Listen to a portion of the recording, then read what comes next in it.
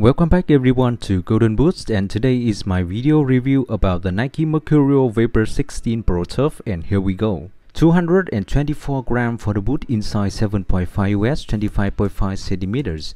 It's about 10 grams lighter than the Vapor 15 Pro. According to the brand, this is a full fly knit upper. Does this sound familiar? Yeah, it's like the Superfly 7 Elite Turf, the last Elite Turf ever. The Vapor 16 Pro Turf looks like a top-tier turf football boot like the old days. I can say this is the closest material we've gotten to the Superfly 7 Elite materials in years. You have to buy these if you usually use the Mercs in turf variation. The upper is divided into 3 parts, just like the Vapor 16 Elite, but the entire upper of the Pro is fly knit. There is no grip knit or atom knit. There are just difference in densities and waving patterns that create areas with different elasticity. The most flexible and easiest to stretch is the tongue. The material reminds me of the tongue on the Tempo Legend 10 Pro. The Phantom GX2 Pro has a slightly thicker and less stretchy than this, but all 3 of Nike Pro Turf football boots model now have top-notch quality. The upper at the forefoot is woven in V-shaped pattern. There are blue and light blue fibers. The joints are not too tightly woven to allow for flexibility and comfort. The area from midfoot to the heel is woven with a higher density and less stretch for long-lasting form. The full covering gives a soft feel, but I don't think it provides any grip. It doesn't feel slippery to the touch, but as for whether it has something interesting about it, I have to say no.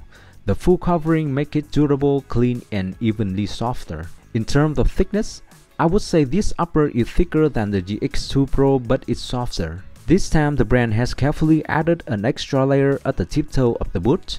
Maybe many people will think it doesn't look right, but for me, I think it will increase the durability when playing on artificial turf. As usual, the Vapor has thin midsole and outsole.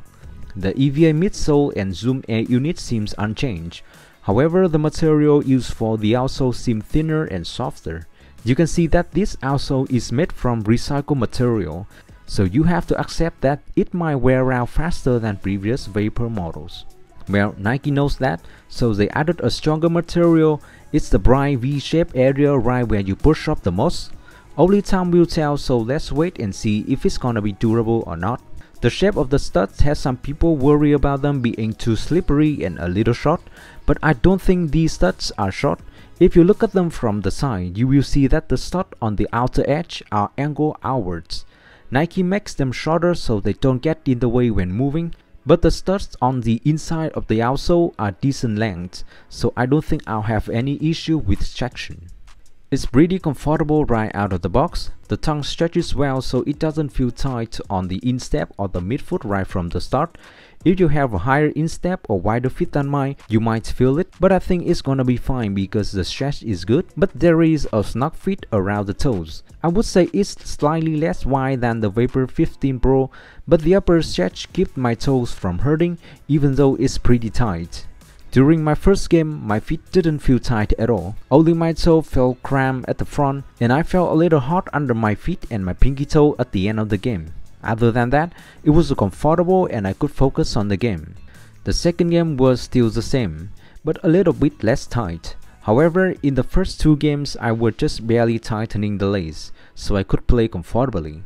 For the third game, I thought the boot was broken in, so I tightened the laces more. The result was that I had to rest after 15 minutes because my feet was too tired and uncomfortable. I rested for a while and then I was able to play it again, but only if the laces tightened just enough, not too tight. The upper is soft with lots of textile feeling. It feels like wearing a socks, a comfortable sensation like barefoot.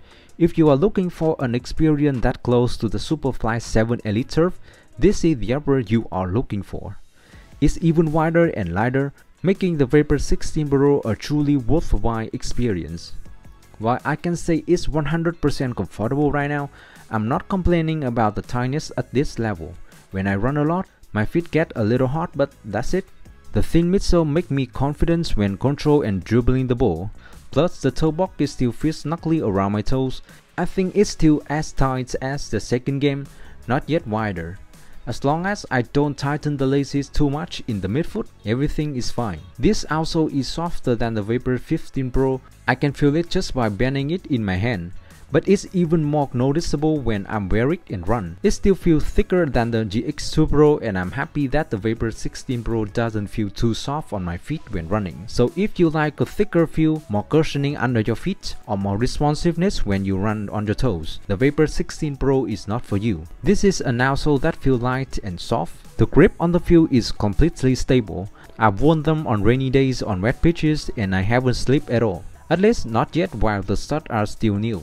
After 3 games, I haven't had any problems with blister and heel slippage. The heel liner has more cushioning than the Vapor 15 Pro, so some people have said it makes their feet sore and blister, but I haven't experienced that at all.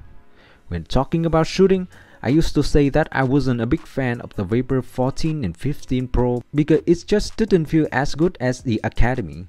But the Vapor 16 Pro with the tight fitting upper has blown away all of my doubts. This is the boot I love to play in. It's snug and the shooting experience is so good. In conclusion, I have to say these are the best Vapor turf ever. The upper is very close to the elite turfs here. Full fly-knit upper, the fit, the softness and the elasticity. My only complaint is about the outsole.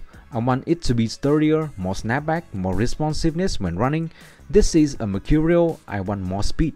About durability, I think they are gonna be good. The coating has enough thickness and the material, I don't think it's gonna be tear soon, so you don't need to worry. Okay, now it's a time for comparison. First of all, Vapor 16 Pro and Phantom GX2 Pro Turf. I definitely choose the Vapor 16 because the fit at the toe box, the thickness of the outsole are better than the GX2 Pro.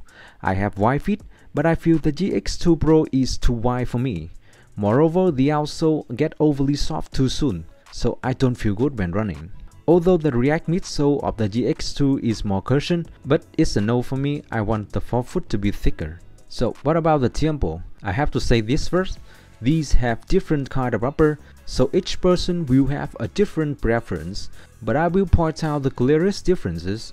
First is the toe box. The tempo will be narrower, so I have to replace the insole with a thinner one to break in. As for the Vapor 16 Pro, I can use the original insole.